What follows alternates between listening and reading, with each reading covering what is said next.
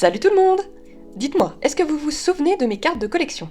Celles que j'avais redessinées d'après mes vieux dessins qui dataient de mon enfance. J'avais parlé d'étendre la collection et l'idée de faire des cartes à partir de mes poupées customisées avait l'air de vous plaire. Pour ceux qui ne le savent pas, je customise parfois des poupées sur cette chaîne. Si jamais ça vous intéresse, elles sont toutes dans la playlist customisation. J'utilise généralement des poupées Monster High, Disney ou plus récemment j'ai tenté une Equestria Girl. Ce sont toujours des poupées de seconde main qui sont en mauvais état, que je customise pour leur redonner une seconde vie et une nouvelle identité. En tout, j'ai customisé 8 poupées, et je vais transformer mes 6 préférées en cartes. J'ai décidé de ne pas les faire dans l'ordre, mais de démarrer avec celle qui m'inspirait le plus à l'instant où je fais la carte. Et la première, et aussi celle que je préfère, c'est Goldie. Avant de commencer, je voulais vous rappeler qu'il y a de la nouveauté dans ma boutique. Des cartes, des stickers, des marque-pages et des porte-clés. J'ai fait une vidéo la semaine dernière pour vous présenter un petit peu tout ça. Si vous l'avez loupé, je vous mets le lien en haut à droite. Si jamais vous voyez quelque chose qui vous intéresse, vous pouvez y jeter un œil, le lien de ma boutique est dans la description. N'oubliez pas de liker la vidéo et de vous abonner. C'est parti! Pour cette première carte, je voulais établir un style que j'allais suivre pour les suivantes. Je voulais avoir le personnage en assez gros plan, avec un éventuel petit décor derrière, surtout pour les personnages aux cheveux courts. J'aimerais aussi ajouter un accessoire à chaque poupée. Ici, j'ai choisi le joyau que j'avais donné à la poupée lorsque je l'avais faite. Pour d'autres, ce sera un livre, des fleurs, un ourson, etc.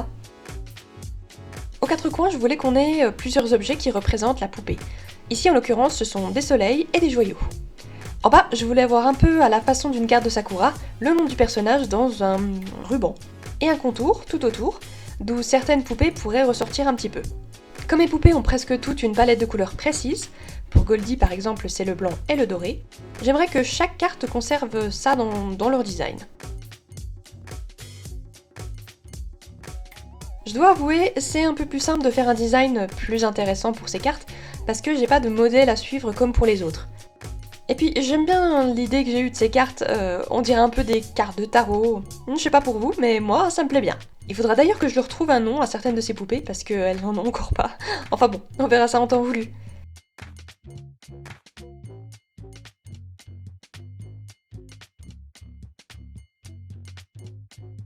Pour l'arrière, j'ai fait simple parce que je voulais qu'il y ait un peu un rappel aux autres cartes. La numérotation, bien sûr, retourne au numéro 1, puisqu'il s'agit de la première carte de cette série.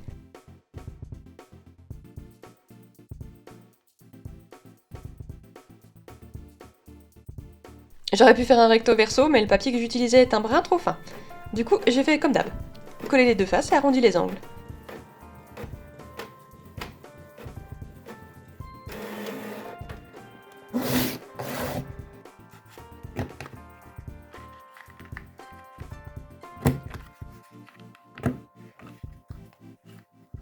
Eh bien, je trouve qu'on commence fort avec cette première carte. Elle est vraiment pas mal du tout.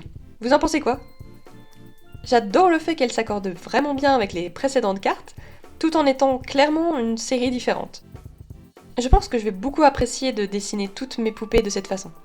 Maintenant, à vous de me dire quelle poupée vous voudriez me voir faire pour la prochaine carte.